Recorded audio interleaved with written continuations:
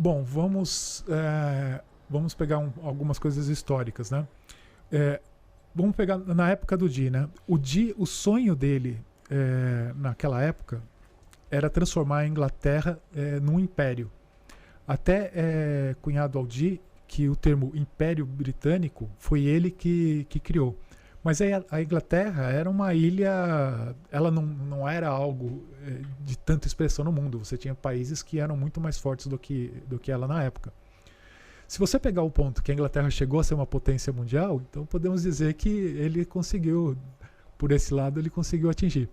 O maior número de colônias do mundo, eu acredito que seja da Inglaterra. Sim, eu não sei exatamente, mas ela realmente teve uma expansão muito grande, né? Só que tem uma coisa interessante.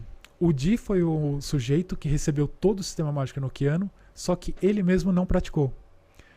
Nós temos os diários dele, uma série de registros, e em nenhum momento ele fez a prática que o sistema que ele recebeu, né? Ele não chegou a praticar.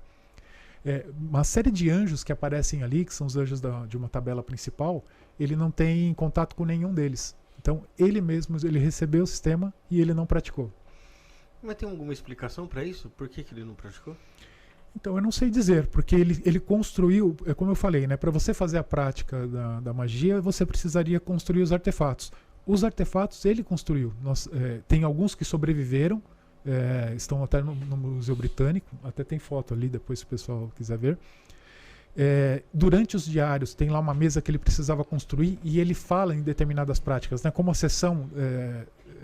ele descrevia tudo o que estava acontecendo, então ele falava, nós fomos na mesa da aliança, Kelly olhou a bola de cristal, né? Então você via que ele tinha os instrumentos mágicos ali.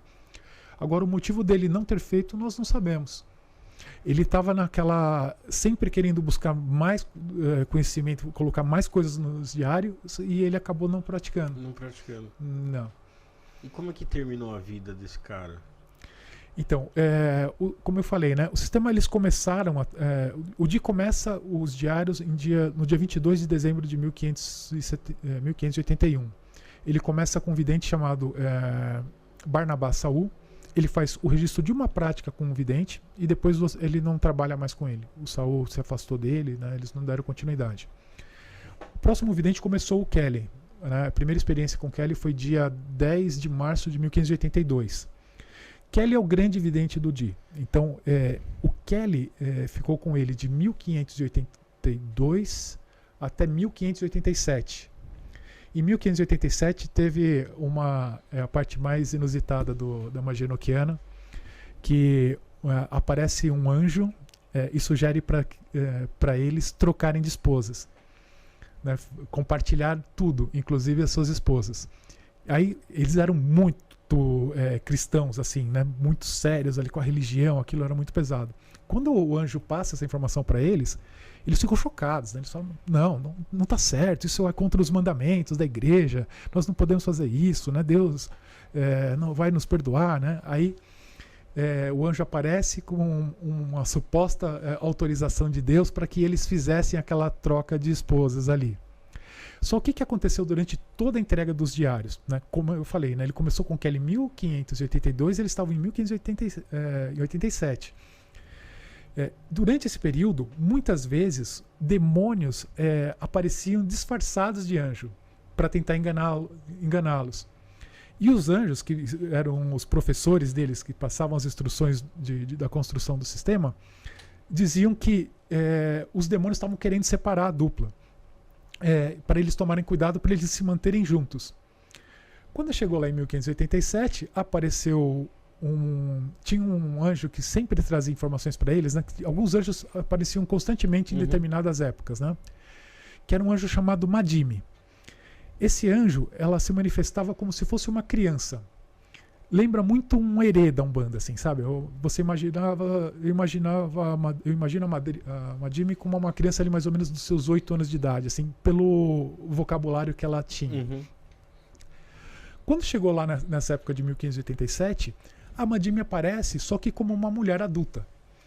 E ela aparece nua para o Di. E todos os anjos com que o Di trabalhou, naquele dia, na visão do Kelly, os anjos apareceram atrás da Madime e eles estavam imundos. O Kelly cita esse termo. Se você pegar anjos imundos e alguma coisa, você vai lá no Apocalipse, você tem aquela cena onde aparece uma prostituta, alguma coisa assim, e aparece espíritos imundos com ela. Então é como se fosse aqueles anjos ali aquela prostituta do Apocalipse, com aqueles espíritos imundos que estavam aparecendo ali pro Dee. E ela jogou essa ideia para ele da troca de esposa e ele caiu. Primeiro eles refutaram, falou, não é possível, não sei o quê. E aí esse anjo foi aparecendo e foi convencendo, falou que se eles não fizessem, eles não receberiam mais novos ensinamentos, que isso era uma nova doutrina, que não sei o quê. E eles foram sendo convencidos e aí ele aceitou. Aí o Kelly conta que a esposa dele chorou, né, que as esposas choraram quando aconteceu isso, que eles não queriam, mas aí eles fizeram um pacto com o anjo, eles fizeram um documento onde eles fariam aquele pacto, que eles aceitariam aquilo. E a visão do Dee era o seguinte, ele pegou aquela história de Abraão. Abraão não tentou o anjo não chegou para Abraão e falou para ele matar o próprio filho, e ele foi fazer. Sim. Aí depois parou. E aí o Dee falou assim, bom, a gente não entende a mente de Deus, se Deus está mandando fazer, nós vamos fazer. Só que o que aconteceu, né? Então eles foram lá, eles fizeram, né? Eles registram no diário, só que do momento em que eles fizeram essa prática, não deu 20 dias, a dupla se separou. Eles não suportaram viver, porque eles moravam, durante esse percurso do Enochiano, eles viajaram pela Europa, eles moraram em vários países. Então o Dee e o Kelly moravam na mesma casa.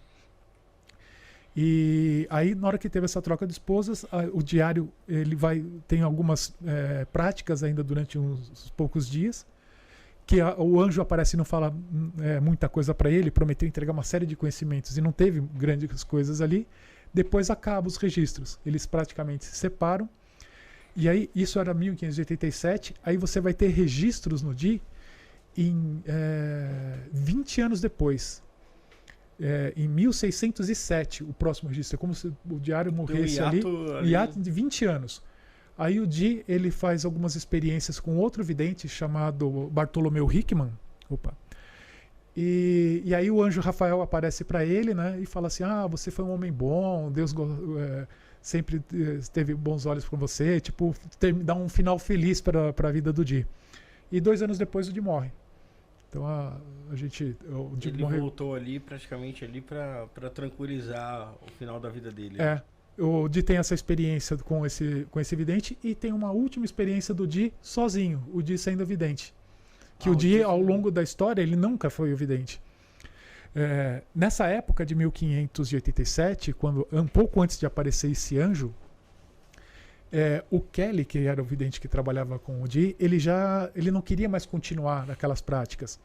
O Kelly, ele tinha o sonho de ser alquimista, e na corte do imperador Rudolf, né, lá em Praga, o Rudolf, ele tinha alquimistas trabalhando para ele. E o objetivo do Kelly era ser um desses alquimistas. Então ele estava querendo já se afastar do Dee ali, né? Uhum. E aí o anjo vem e fala assim, olha, você pode usar o teu filho mais velho para ser vidente. Que o filho do Dee é o Arthur Dee. Ele tinha aproximadamente uns 8 anos naquela época. Então o Dee começa a fazer um treinamento com o garoto para ver se ele servia como vidente. Só que o garoto não via nada, né? O Dee trazia, colocava ele lá na bola de cristal, aí o Dee coloca lá, primeiro exercício de evidência com o Arthur, né? Aí o moleque sentava, o que você tá vendo aí? Eu tô enxergando uma bola, eu tô enxergando triângulo, eu tô enxergando quadrado. Ele viu a figurinha geométrica lá, mas não passou disso. Não passou disso, não tinha informação. Não, aí foi quando o Kelly chegou, o Dee, como é que ele tá indo aí no desenvolvimento? Não tá vendo nada, Kelly. Aí o Kelly, deixa eu ver. Aí o Kelly começou a ver o anjo lá, que é a Madime pelada lá, aquela coisa toda. E aí teve esse desfecho do fim da dupla.